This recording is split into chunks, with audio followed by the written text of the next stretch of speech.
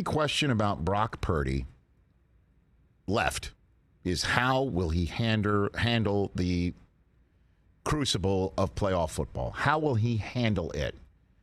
And in a rain that did subside, his first series was shaky. Is the only way to describe it. Shaky. There were throws that he made that looked, man. They were throws that he made and balls that were floated and misfired that we had not seen in the first few starts from Purdy, and totally understandable. And I thought to myself, we go down the field, we see that, and McCaffrey doesn't touch it, and they have to settle for 3, but at least they get 3.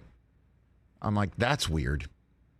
Why wouldn't McCaffrey touch it? And I think Shanahan wanted to get Purdy settled or unsettled, Purdy settled fast, knowing that Purdy would have to be unsettled to begin with.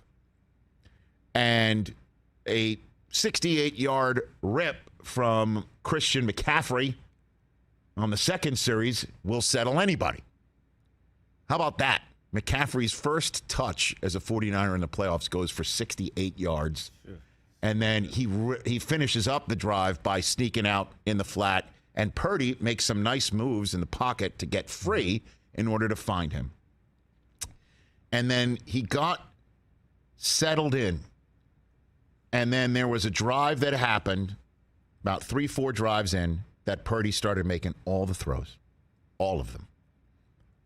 And I thought to myself, this is the moment you're going to look back and say we've settled in. Now, Shanahan and the 49ers, it got dicey at one point right around halftime. Words that should never be said anymore, and I don't understand it, when kickers have such howitzers, they can get it through an end zone anywhere. It doesn't have to be altitude or anything else. But squib kicks should never happen anymore again. You hate squib kicks. I do, because you give a team an opportunity. You squib it, and you give them the ball around the 25 or 30. That means it's just one 20-yard play can get them in field goal range.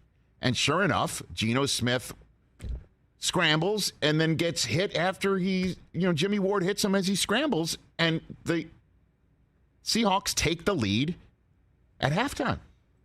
The score is 17-16. But then to start that second half, it was a 13-play, 75-yard drive, and Purdy made all the throws. And they took a lead 23-17. And then got a defensive play. Fumble, Bosa recovers, and then the boat race was on after that. And Purdy wound up with 300 yards passing and one on the ground. And at the end of the day, the San Francisco 49ers, as it is right now, the 23 points, as it is right now as we go into Monday Night Football, the 23 points that they gave up is the best that we've seen yet, right? And you've also seen the 49ers, when it's all said and done, get 300 yards passing from Purdy, 3 touchdowns passing from Purdy, 1 on the ground from Brock Purdy. They get 133 yards from Deebo Samuel and a touchdown.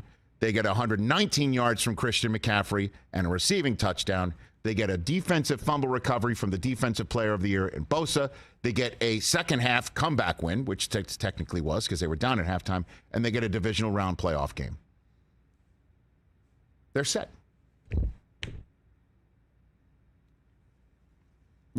Obviously, other teams won this weekend, but just in terms of other teams that won this weekend, they're set.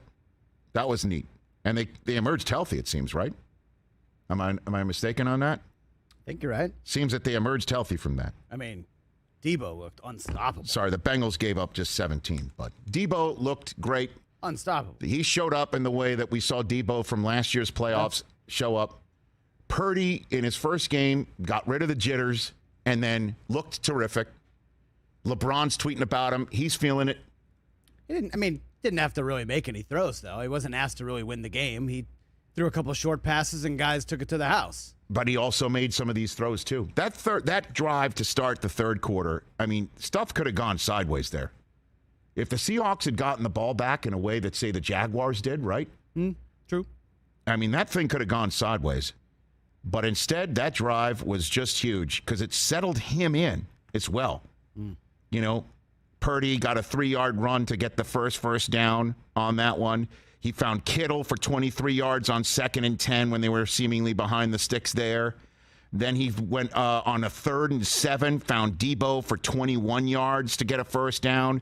McCaffrey went up the middle 4 straight times, and then Purdy's the one who shoved it in the end zone to wrap it up.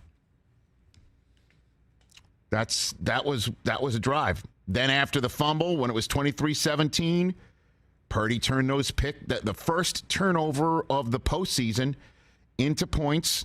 You know, McCaffrey did a lot of the work, but then he found Juwan Jennings for 33 yards in the 7, and then Elijah Mitchell for the touchdown. Purdy found him. Nice and settled down.